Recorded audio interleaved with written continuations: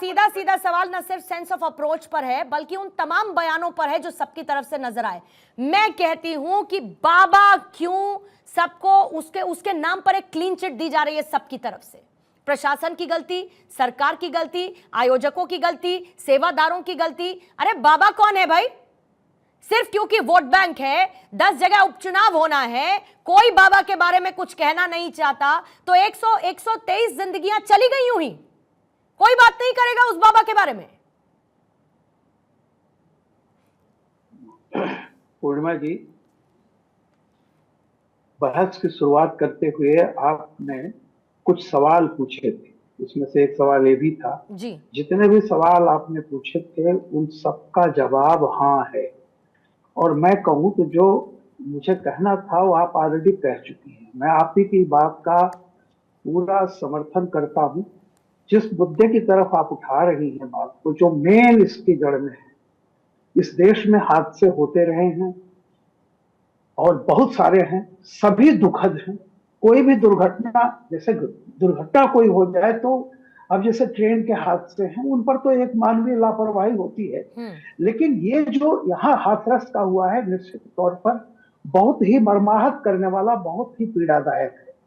लेकिन आपका जो सवाल था कि क्या राजनीति जो है, राजनीति नहीं कर रहा हूं, राजनीति नहीं होनी चाहिए, इससे बड़ी कोई राजनीति नहीं होती। आप समझ जाइए। आप ये सोचिए कि हम इस बहस कर रहे हैं और किस पर? हाथरस के हादसे पर। हम किसी भी पार्टी के हों, किसी भी विचारधारा के हों, दक्षिण हो, वाम हो, मध्यमार्गी हो, लेकिन आज मैंने देखा है कि बड़ी बड़ी पार्टियों के प्रवक्ता मुझे ताली बजाता हुआ, ये आज का शो में तो ताली बजाने की जैसी कोई चीज नहीं थी। हमें एक इंसान है, उसके बाद कुछ है। और मैं सिर्फ एक बात कह रहा हूं आपसे, जो आप कह रही थी उसका मैं थोड़ा सा, अभी अभी जो लोकसभा के चुनाव के जो संकेत आए हैं उत्तर प्रदेश जी, उसमें एक नई बात जो आई है कि पहली बार दलित जो है वो मायावती को छोड़ करके गठबंधन की तरफ आया है। वो कांग्रेस के नाते आया हो या सपा के नाते, इस पर अभी बहुत रिसर्च की बात है, छोड़िए। अभी उसके बाद ये ताजा एक घटना ऐसी हुई है, इसलिए आप देखेंगे सब सरकार पर आरोप लगा रहा है विपक्ष, सरकार विपक्ष पर आरोप लगा रही है, लेकिन सारा का सारा जो सूत्रधार है वो बाबा, उसको लेकर के सबकी जुबान बंद है। सारे ताला लग गया है, ताला लग गया है साहब, क्योंकि बोले तो बोले कैसे? आप इससे समझ लीजिए। कांग्रेस की प्रवक्ता, मैं उनका धन्यवाद देना चाहता हूं, हालांकि वो आडंबर पर और ये जिसको कहते हैं अंधविश्वास पर उन्होंने कहा, लेकिन वो सेकंड पैरे में था, सेकंड पैरा। मैं हमेशा ये कहता हूं कि जब तक प्रशासन की लापरवाही है, ठीक है कि 82,000 80,000 का उन्होंने लिख के दिया था सारा सब कुछ, लेकिन अगर 2.5 लाख लोग वहां जमा हो गए और आपको खबर नहीं कि ये संख्या टूट रही है, वहां पर भी तो आंख बंद करके सब बैठे हुए थे। मैं वही कह रहा था। और देखिए, मैं पिछले लोकसभा चुनाव के दौरान में एक बात कह चुका था कई चैनलों पर कि कांग्रेस तो लोकसभा का चुनाव लड़ रही है, लेकिन क्षेत्रीय पार्टियां आगामी विधानसभा की तैयारी कर रही जी। और ईमानदारी से रिजल्ट भी जो आया है उसमें एक ऐसा है जिसके समीकरण, जिसके इधर से उधर आने के नाते बहुत सारे रिजल्ट बदल गए हैं। तो जो हाथरस की घटना है उसमें सबसे पहले जो भी जितने भी राजनीतिक दल हैं, कुछ भी कहने के पहले उनको 2027 पहले दिखाई पड़ रहा है कि हम कैसे क्या कहें कि ताकि वोट बैंक जो यहाँ से वहां गया है, कोई उसको वापस लाने की कोशिश करेगा, कोई सोचेगा इंटैक्ट रहे पूरा। और यही कारण है, ये राजनीति का सबसे गंदा चेहरा है कि जो मुख्य अभियुक्त है, मैं कह रहा हूं प्रशासन को गाली दे लीजिए, चाहे योगी को जितना भी कह लीजिए, लेकिन वो बाबा जो 1:30 बजे जैसे ही हादसा होता है वो भाग जाता है, और तमाम पॉलिटिकल बड़े बड़े नेता आज उनको डिफेंड करने आ रहे हैं, और सब लोग अंधविश्वास की बात करते हैं, अंधविश्वास फैलाने वाले से लड़े बिना। यानी अंधविश्वास जो फैला रहा था वहां, जो भोले भाले लोगों को, देखिए जनता तो कम पढ़ी लिखी होती है।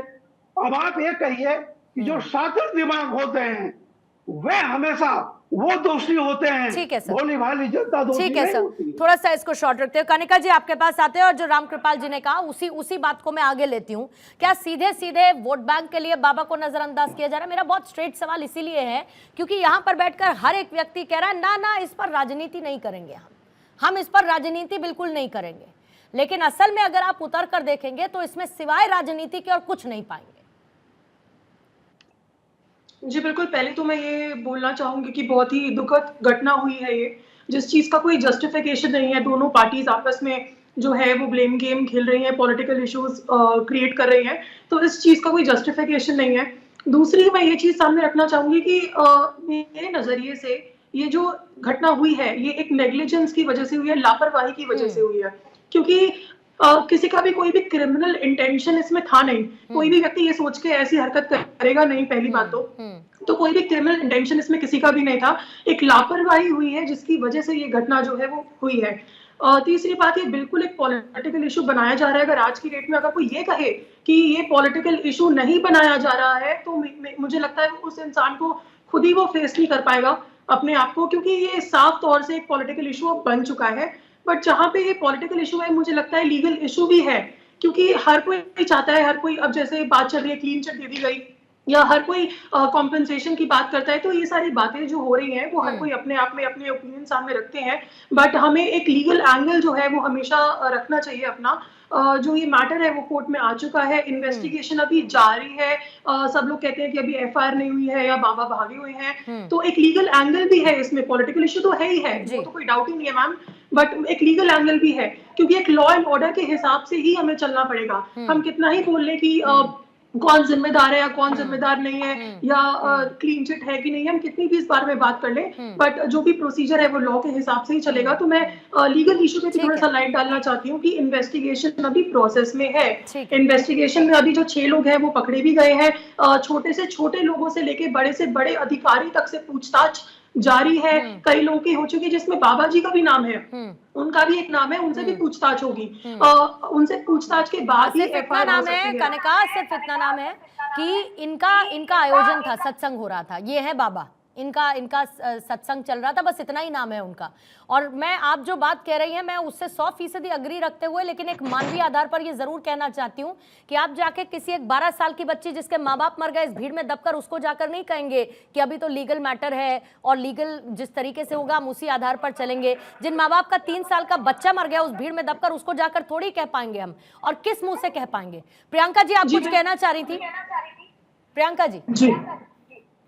देखिए पूर्णिमा जी, जिस तरह से बाबा की बात निकल कर आ रही है तो मैं यही कहना चाहूंगी कि उस बाबा पर ऑलरेडी 6 एफआईआर दर्ज हैं। उस बाबा पर एक मृत व्यक्ति को जिंदा करने का आरोप भी लगा हुआ है। उस बाबा पर यौन शोषण का अपराध भी दर्ज है। तो मैं समझती हूँ कि इतने सारे अपराध दर्ज होने के बाद अगर उसको कोई बचा रहा है तो कौन बचा? सवाल तो ये भारतीय जनता पार्टी से ही पूछना पड़ेगा, क्योंकि शासन प्रशासन उन्हीं का। और रही बात राजनीति की, तो मैं पूछना चाहती हूँ, क्या गरीब परिवारों के आंसू पूछना राजनीति? क्या उन गरीब परिवारों के लिए जिन्होंने अपनों को खो दिया, क्या उनके लिए उचित मुआवजे की मांग करना राजनीति? क्या उन व्यवस्थाओं मना कर दिया ना उन्होंने कि आपकी बिल्कुल वाजिब मांग है, कह तो रहे हैं शिवम जी, अभी तो बोला उन्होंने कि आपकी बिल्कुल वाजिब मांग है अगर आप मुआवजा बढ़ाने की बात करती हैं तो, और वो बढ़ेगा भी। तो राजनीति कहां से विचार चल रहा है उत्तर प्रदेश बाबा के नाम पर भी उन्होंने बोला कि एफआईआर ऐसा नहीं है कि खत्म हो गई, क्लोज हो गया, अब इसमें किसी और का नाम नहीं होगा। वो तो कह रहे हैं, आप ही की बात से इत्तेफाक रखते हुए कह रहे हैं। तो मैं पूछना चाहती हूँ कि आप सिर्फ बात कह रहे हैं ना, आप दीजिए ना उनको, कब देंगे आप? राहुल गांधी जी ने इसी बात को एम्फेसिस किया कि जरूरत अभी है उन्हें। आप 6 महीने बाद देंगे, कब देंगे? अभी घाव है उनके, तो इन सारे मुद्दों पर डिस्कशन अभी होना चाहिए। और मैं फिर कहूंगी कि इन सारे अंधविश्वास को लेकर अगर संसद के अंदर चर्चा होती है तो उससे ज्यादा अच्छा कुछ नहीं है, क्योंकि आज अंधविश्वास में गिरे लोगों को जगाने की जरूरत है। तो अगर वो भी राजनीति आप कहते हैं तो गलत कहते हैं। Point taken ma'am, point taken, जवाब ले लेते हैं शिवम। देखिए पूर्णिमा जी, एक तो आपको पता ही है कि प्रवक्ता तो मैं भी नया ही हूँ, बहुत ज्यादा पुराना नहीं हूँ, लेकिन अगर कोई इतिहास पढ़ ले तो उसमें कोई गलती नहीं हो जाएगी, कोई छोटा नहीं हो जाएगा इंसान। इतिहास आप जानते नहीं इस बाबा का। इस बाबा को आप अगर थोड़ा सा इतिहास खगा लेंगी तो यूपीए 1 यूपीए 2 में जेड लेवल की सिक्योरिटी लेकर चलते थे ये बाबा। और वो जो शोषण की जो बात कर रहे हैं वो आप ही के समय और मायावती जी के समय के लगे हुए केसेस हैं। अगर इतनी ही चिंता होती तो यहां तक आते क्या? प्लीज बीच में नहीं, अब मैं बीच में बोला नहीं ना, इसीलिए नहीं। अगर आपने देखा होता इन सब चीजों को चेक्स एंड बैलेंस में रखा होता तो ये स्थिति पैदा नहीं होती। और अगर आप इतने ही कंसर्न्ड हैं दलितों के, पिछड़ों के, जिन बच्चों की जान चली गई उनके, उनके माँ बाप के, उनके परिवारों के, प्लीज कम से कम खुलकर अखिलेश यादव को एक बार ये तो कहिए कि ऐसा मत करिए, बचाइए मत बाबा को। आपके मित्र है ना भाई, दिन रात सुबह शाम बैठते हो साथ में, एक ही गठबंधन में। प्लीज बीच में नहीं, मुझे समझ में नहीं आता अपने समय में क्यों नहीं बोल सकता कोई इंसान जो दूसरे के में बोलने की आवश्यकता पड़ती है। मैं नहीं बोला आपके समय में, समय कम है, बात अपनी पूरी करेंगे प्लीज। Thank you. तो मैं सिर्फ इतना ही कहना चाहता हूँ, हम बाबा को नहीं बचा रहे हैं। हम तो अभी भी कह रहे हैं कि 6 लोग गिरफ्तार हुए हैं, दायरा बढ़ेगा, आगे भी लोग गिरफ्तार होंगे, लेकिन कम से कम अपनी खुद की जबान से बचाने की कोशिश तो नहीं होगी ना शिवम त्यागी? बिल्कुल बचाने की कोशिश तो नहीं होगी ना? ये उत्तर प्रदेश है, अखिलेश यादव की गोद में जाकर भी कोई बैठ जाएगा तो भी बचाने की कोशिश अगर वो करेंगे तो नाकामयाब है। प्रशासन किसी को नहीं बख्शेगा, सरकार किसी को नहीं बख्शेगी, कोई भी हो। लेकिन हम एक रचनात्मक विपक्ष से इतनी उम्मीद जरूर करते हैं कि कम से कम एक, अगर कोई अपराध की श्रेणी में आ रहा है और उस पर जांच होने वाली है तो पीछे से उसको शेल्टर ना दें। ये ना कहें कि वो गलत नहीं है, ये ना कहें कि उसको गिरफ्तार ना करें।